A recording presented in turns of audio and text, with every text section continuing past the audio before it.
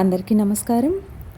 ప్రొద్దుటూరు పట్టణంలో వెలిసిన యాదవ సేవా సంఘం వారు నిర్మించిన శ్రీకృష్ణాలయం నందు స్వస్తి శ్రీ విశ్వావసు నామ సంవత్సరము శ్రావణ మాసం బహుళ షష్ఠి 14వ తేదీ గురువారం నుండి శ్రావణ మాసం బహుళ అష్టమి 16వ తేదీ శనివారం వరకు శ్రీకృష్ణ జన్మాష్టమి మహోత్సవాలు జరుగుతాయండి.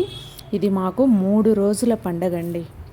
14వ తేదీ బహుళ షష్ఠి గురువారము ఉదయం 5 గంటల నుండే వేణుగోపాల స్వామి వారికి సుప్రభాత సేవ జరుగుతుంది.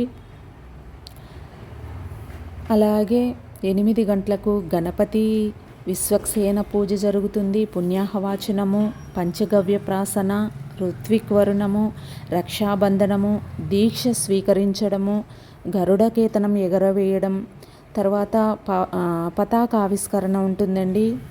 గోపూజ కూడా ఉంటుంది. ఇక్కడ కొద్దిసేపట్లో పతాకావిష్కరణ జరుగుతుందండి. ఈయన తెలుగు పండిట్, అలాగే గౌరవాధ్యక్షులు.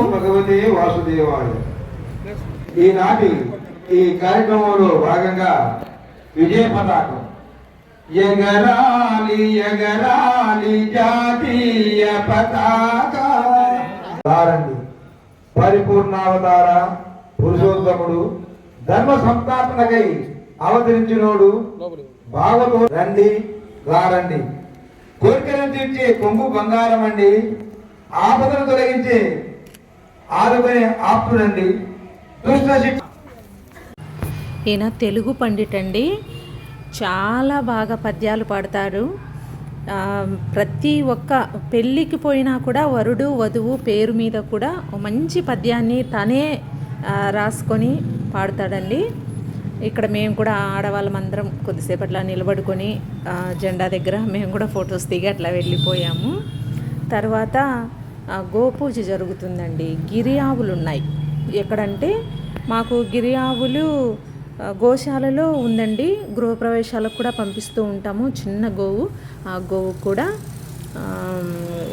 గోపూజ జరిగిందండి. ఇక్కడ 2-3 గోవులు ఉన్నాయి. కానీ గృహప్రవేశాలకు ఏ గోవు వెళ్తుంది ఎక్కువగా అనేసి ఆ గోవు దగ్గరికే వెళ్ళి అక్కడ గోపూజ జరిగిందండి. చాలా చక్కగా జరిగింది. గృహప్రవేశాలకు పూజలకు గోవుని తీసుకెళ్తూ ఉంటారు కదండి. అందువలన ఆడవాళ్ళందరూ కలిసి పూజించిన, పసుపు కుంకుమలు రాసిన అసలు తలెత్తి కూడా అట్లా అనదండి. బాగా శుభ్రంగా మనము ఎంత అలంకరించినా కూడా చక్కగా పసుపు రాయించుకుంటుంది, బొట్టు పెట్టించుకుంటుందండి. ఈ గోవు గిరి ఆవు కదా, కొంచెం పొట్టిగా ఉంటుంది. కొంచెం ఏంటండి, పొట్టిగానే ఉంటుంది.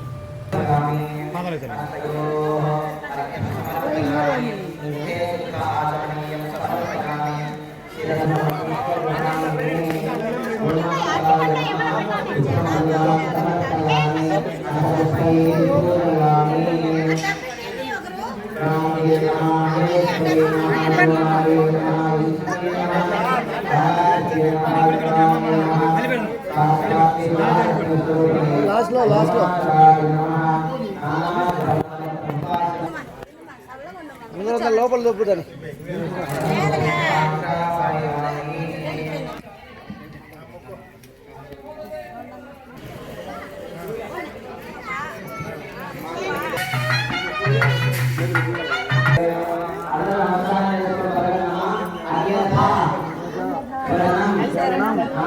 నాస్తి త్వమేవ శరణం మమ తస్మాత్ భావేన రక్ష రక్ష.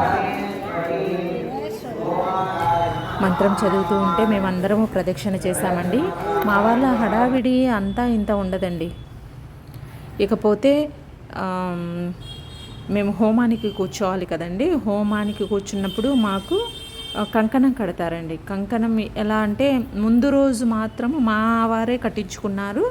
నాకు కొంచెం పని ఉంది, వేరే ఊరు దాటి వెళ్ళకూడదండి. మన ఊరు గమిని అంటారు కదా, ఆ గమిని దాటి వెళ్ళకూడదు, ఇంట్లోనే ఉండాలి, చెప్పులు లేకుండా తిరగాలి. కాబట్టి ఆయన మాత్రం కంపల్సరీ ఇంకా గుళ్ళో ఉండాలి, అన్ని పనులు చేయాలి. నేనైతే మరుసటి రోజు కట్టించుకుందామని. ఇది శుక్రవారం జరుగుతుందండి. గురువారం వరకు గోపూజ వరకే.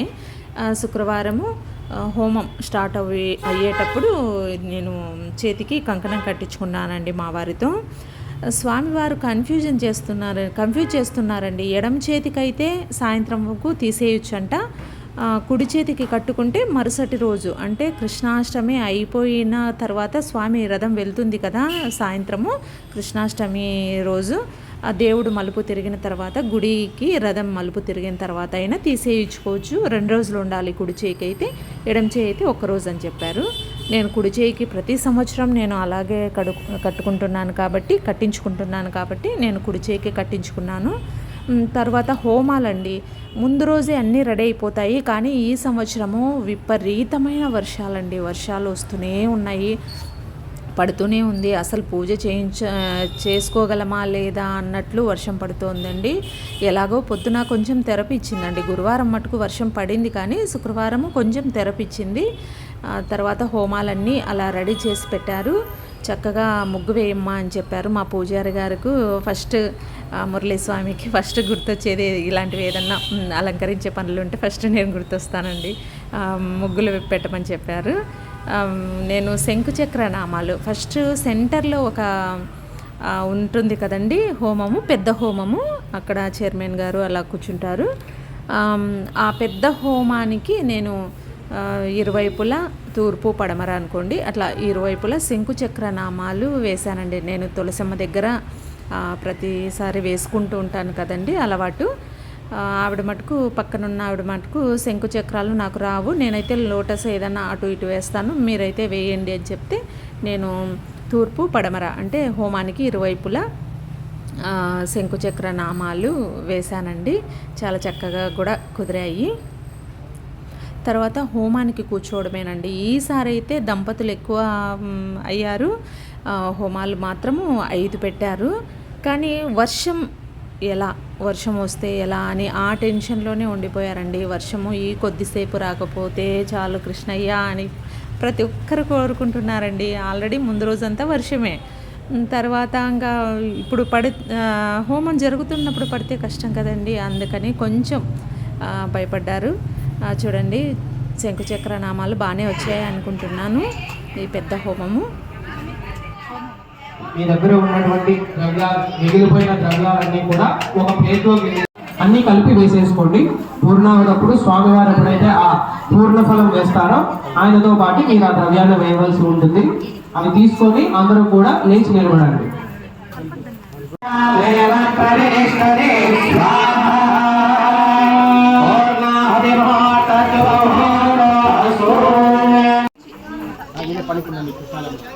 రోజు హోమ్ తింటాను, రోజు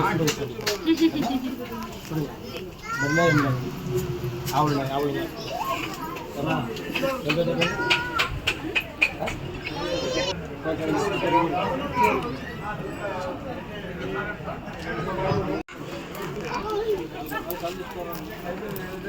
ద్వాదశవారేణ ఆజ్యేన శృజంభూరిత్వా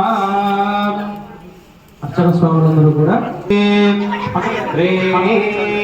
చత్వారి పంచ షడ్ సప్త అష్ట నవ దశ ఏకాదశ ద్వాదశ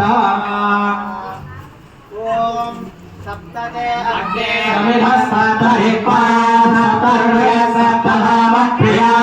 హోమం అయితే చాలా చక్కగా జరిగిందండి. ఇదండి మా ఫ్యామిలీ పిక్. ఇంతవరకు నాకు వీడియో తీసింది మా పాపే. ఈ ఫోటోలో మాత్రం మా పాపను కూర్చోబెట్టాను. నెక్స్ట్ కృష్ణాష్టమి వీడియో రేపు అప్లోడ్ చేస్తానండి, అభిషేకంతో సహా.